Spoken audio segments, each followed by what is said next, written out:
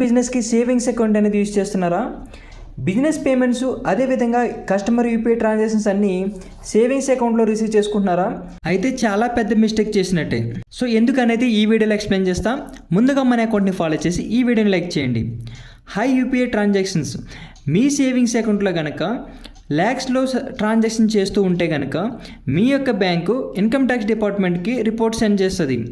So అప్పుడు అన్ఎక్స్పెక్టెడ్గా నోటీసెస్తో పాటు పెనాల్టీ అనేది పే చేసే ఛాన్స్ అనేది ఉంటుంది. సో దీనిని కనుక అవాయిడ్ చేయాలంటే కనుక మీ యొక్క బిజినెస్కి జిఎస్టీతో పాటు కరెంట్ అకౌంట్ మెయింటైన్ చేయాలి.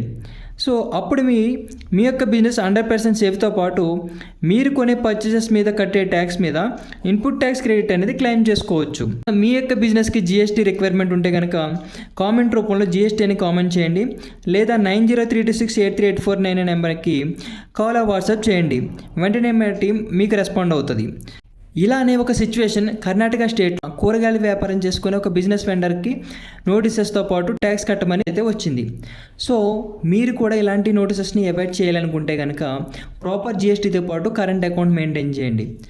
ఈ రీల్ని బిజినెస్ స్టార్ట్ చేద్దాం అనుకునే మీ యొక్క ఫ్రెండ్కి షేర్ చేయండి. Thank you.